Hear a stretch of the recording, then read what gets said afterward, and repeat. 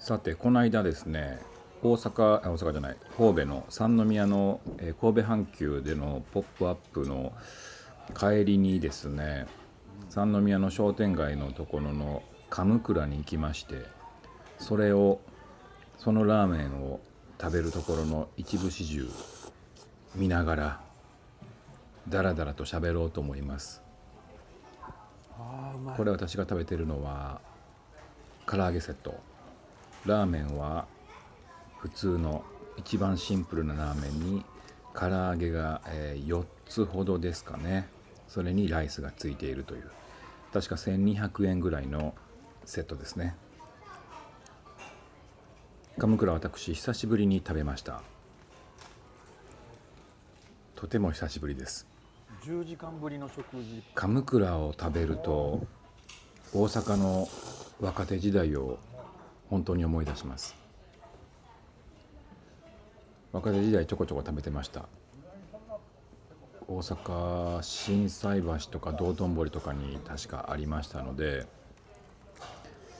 例えば先輩と飲んだ帰りとか、なんか合コンの帰りとか、そういう時に鎌倉食べてましたね。これ一番最初に食べた時はやっぱちょっとびっくりしましたよね。当時だからあれは2000年代前半ですよね。私が若手の頃というのは。で、大阪に住むようになって、大阪でまあお金はないけどもちょこちょこいろんな店に行くようになった時に、大阪には神倉という店があるんだというのを大阪の芸人に聞きまして、で行ってみたら、その神倉というのはまあ今でこそ本当にラーメンって多種多様なラーメンがあるんですけど、まあ当時ある程度こう統一感というか、まあ豚骨醤油なのか味噌か塩かぐらいの感じで、塩ラーメンもね今ほどいろんな種類、いろんなラーメン店なかったんですよ。でまあ味噌ラーメンもその味噌ラーメンの店っていうのもなかったですし、そんなには。まあ大体醤油もしくは豚骨醤油みたいな、結構こってりとした豚骨醤油が流行ってましたので、そういうお店が多かった中、まあ言うたら大阪で言うと金龍ラーメンなんかもまあ豚骨醤油ラーメンですよね。そんな中、この神倉というラーメン屋さんはなんかもともとフレンチのシェフだった人が作り出したラーメンらしいみたいな、そういうことを聞いて、そうなんつって食べに行ったら、野菜が上にいっぱい乗ってて、何このラーメンみたいな、驚いて、で食べてみたらすごいこうあっさりとした他のラーメンとは一線を画すラーメンで、確かになんかこのなんかシェフが作ったっていうのすごいわかるなみたいな、こうパンチとこってりさみたいな感じのラーメンが全盛やった時代に、本当に繊細なスープ、それで勝負をしているラーメンだなと、こんなんがあるんやって言って、びっくりした思い出はありますよね。でどんどんどんどんこうやっぱ若い頃とかやとちょっともっとこってりしててもいいかなとかもちょっと思ったりした時期もあったんですけど、どんどん大人になるにつれて鎌倉うまいなみたいな、食べれば食べるほど鎌倉のなんていうかな、スープの深さにはまってきまして、だからたまにこうやって鎌倉見つけると行ってしまうんですよね。だから昔は大阪のあれどこの店舗やったの、心斎橋か難波とかしかなかったんですよ。最初は多分1店舗でも1店舗か2店舗かポーンというメッセージが来ましたけど、1店舗か2店舗の当時時代だったと思うんですけど、今はね確か東京の方にもあると思うし、間違ってたらごめんなさい。大阪も店舗が増えて、この三宮にもあるということで、どうなんやろ、もしかしたら京都とかにもあるんですかね。ちょっと調べてみましょうか。鎌倉の店舗、鎌倉で出るんですね。神の座、この神の座と書いて鎌倉は、これはこのラーメン屋さんの鎌倉でしか見たことないんですけど、なんかこういう言葉があるのかななんていうふうに思って店内見てたら、店内の壁にですね、この鎌倉のラーメンの説明みたいなのがありまして、でそこにお店の名前の由来みたいなくだりがあって、これ皆さんご存知でしたか。鎌倉というのは、言うたら上座、目上の人、ね大事な人が座る席の上の座ですよね。上座っていうところから、言うたらお客さんが座る、お客さんは大事な存在である上座、お客さんが座るところは上座である、そしてそこにお客様は神様ですみたいなところでしょうかね。そっから上座から神の座、上を神様の神に変えて、そして鎌倉と読むようにしたという、そういうふうに書いてありました。だから鎌倉、このラーメン屋さんの造語みたいなことなのかなとは思うんですけれども、さあもう今鎌倉めっちゃある。嘘やろ。まだそこまで動いてないと思う。めっちゃあるやん。今今Q の芸人 Q のツッコミの感じみたいになります。めっちゃあるやん。それは全然。鎌倉のホームページ見ております。メニューのところ、メニューを開くと日本の味がするっていうくだりがあるんですけど、ちょっとそこに書いてある文章を読ませていただきます。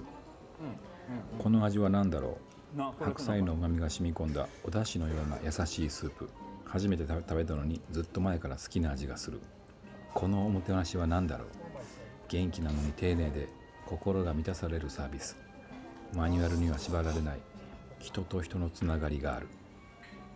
この空間は何だろう。明るく清潔な雰囲気でラーメン屋さんとは違っている。どんな人でも入りやすいからこんなにも居心地がいい。味、おもてなし、空間、すべてが一つになった体験を私たちは日本の味と呼ぶ。鎌倉が作るのはただのラーメンではない。人が幸せを味わう場を作っているという、だから普通にオファーしたらそういうことなんですね。書いてあるメッセージ書いてありますよ。はい。日本の味か。確かにね、一番最初あれ心斎橋のお店だったかな、行った時びっくりしたんですよ。本当にとにかく店内がパーッと明るくて、とにかく明るかったんですよ。で白を基調とした店内で、なんか本当にフレンチのキッチンみたいな、明るくて清潔って感じの、いわゆるこうラーメン屋さんの、それはそれで好きなんですけど、こう割となんかいい意味で小汚くて、ちょっと暗めというか昔っぽい明かりでみたいなとこがラーメン屋さんのイメージだったんですけど、そういうのとは全然違う明るい店内だったの覚えてますね。いや、ほんでね、店舗のところを見てみたらめちゃくちゃ店舗一覧めちゃくちゃあるんです。こんな増えてんの。まず大阪42店舗、そんなあんねや。で兵庫11店舗、京都6店舗、京都にもあんのかなとかいう次元じゃないやん。奈良10店舗、和歌山4店舗、東京20店舗、千葉4店舗、神奈川3、埼玉3、そしてハワイ2です。ハワイ2ですよ。ハワイは1でしょ普通。ハワイ店が、カムクラサーフっていう、すごいな。で、あの有名なアラモアナショッピングセンター内にもありますね。これで2店舗なんや。すごー。そんなことになってるんですか。へえ、すごいですね。そりゃすごいや。へえ。これだからホームページシリーズ、よく知ってる店のホームページを改めて見てみようシリーズね、面白いんですよこれ。結構ね、そうなんだみたいなことが書いてあったりとかするから、やっぱりなかなかその飲食店のホームページ見ないじゃないですか。なんか食べログとか見るけど、飲食店の公式ホームページって見ることないからね。そこにはこう案外そのお店の持ってるメッセージとかお店の成り立ちとか書いてあったりとかするからね、面白いんですけどね。はい、味へのこだわり、美味しさの追求みたいな。道頓堀カムクラでは創業以来守り続けてきた秘伝のスープを確実にお客様にお届けするために、スープソムリエという社内資格制度を設けています。厳しい試験に合格し、高い技術を持ったソムリエだけが店舗でのスープ作りに携わることができ、そうなんや。注文を受けてから一杯一杯丁寧に手作りしています。伝統の味を引き継いだ職人たちの情熱がカムクラの味を守り続け、今日もお客様に最高の一杯をお届けしますと。こういうのこれまでのカムクラの歩みみたいなヒストリーが書いてあるんですよ。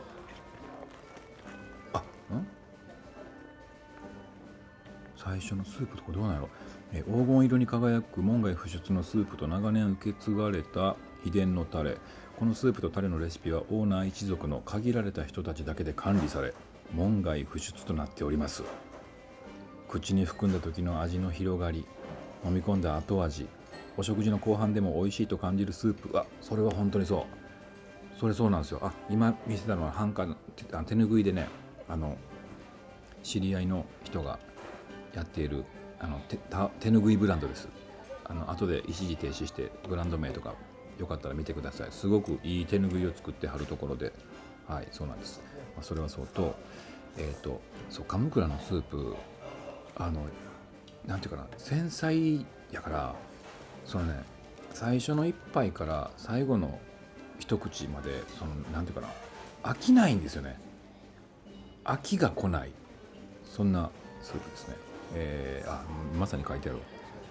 私たちが目指しているのは、味が濃くて一口目にうまいと感じる料理ではなく、最後の一滴まで美味しい、そして毎日食べたいと思えるスープですと。それも大事ですよね。だからずっとこう人気が続くというか。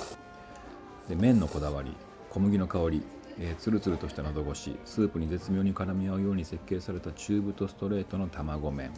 世界中から仕入れた最高品質の小麦を数種類ブレンドし、長きにわたり麺作りに携わってきた職人が水温、室温、湿度などの日々の状態に合わせた品質管理を徹底することで、カムクラの麺は出来上がりますと。さあ続いて、食材のこだわり。豊かな自然と生産者の愛情に育まれた素材は、うまみ、甘み、栄養価がたっぷりと詰まっています。野菜、米は国産を使用。安心安全であり、本当に美味しい食材だけを厳選し、確かにね、カムクラのラーメン、見て分かる通り白菜がたっぷり乗ってるんですけど、白菜美味しいです。日本全国から調達していますと。生産者が時間をかけて育てた優れた食材は徹底した鮮度管理で畑から運ばれ、店では独自の調理方法で素材本来の美味しさをお客様にお届けしますと。パターンのやつを作ってもらっていい？これ僕が若手時代に聞いた鎌倉の最初はやっぱそうなんや、鎌倉はねそのフレンチのシェフが作ったラーメンなんやみたいなのを他の芸人から聞いたんですけど、ありました。創業者のところに布施さんという方、布施正人さんという方ですね。1949年鹿児島県に生まれるフレンチレストランのオーナーシェフであった布施正人は、どこにも真似のできない他のどんな料理にも似ていない未体験の味を実現するべく1年半かけてスープの研究に明け暮れた。鹿児島の人なんや。フレンチレストランのオーナーシェフをやってらっしゃったんですね。そうなのか。でその結果できたスープは記憶や味覚の中にはなかった味、それでいて食べれば食べるほど癖になる味、老若男女誰もが毎日食べたくなるものとなった。このスープのレシピは現在も門外不出で守られていると。この味なら性別や年齢、国境を越え世界中の人を幸せにできるという思いのもと、1986年に道頓堀鎌倉の第1号店となる道頓堀店をオープンした。そうか、やっぱりだからじゃあ俺が行ったのは道頓堀店なんだ多分な。でも1986年か。僕が多分初めて行ったのが2002年ぐらいやったんかな、あれ。多分そんなもんやと思うんですけどね。はあ、布施さんっていう人が作らはったんや。じゃあこの味、スープのこのレシピっていうのは布施一族が守っていらっしゃるということですね。面白いんですよね。ちょっと店舗情報を見てみましょうか。東京が20店舗ありますね。プレミスト渋谷宮益坂店、渋谷にもあるね。で武蔵府中ルシーニュ店、ルシーニュってなんかビル商業施設かな。でビーンズ赤坂でアリオ亀有で中野サンモールで麻布十番、浅草ロックス 3G 店あるな。羽田エアポートガーデン店、羽田あるやん。うわ、そうなんや。羽田にあるってなったらミコちょっとミコがうちのマイクを。羽田にあるってなったらいいですね。行きやすいな。グランスタ東京にもある、東京駅にもあるんですね。亀戸、ヨドバシ秋葉、ララポート立川。ミコがパソコンのキーボード。立川、有明ガーデンにある。有明ガーデンある。で、恵比寿もあるやん。東京スカイツリータウン店、新宿京王モール。新宿にもあんねん。これルミネの合間に行けますね。これだとね。で東京ドームシティ。何よ。鎌倉ヤムチャロウ。この間はそんなんもあんねん。グランスタン東京駅八重洲ですね。新宿、普通に新宿店っていうのもある。新宿にじゃあ2個あるってことか。歌舞伎町のとこね。はい。渋谷ももう1個ある。渋谷店。渋谷とかもあったらいいですね。案外近くの三軒茶屋に作ってほしいな。終わってました。どうもありがとうございました。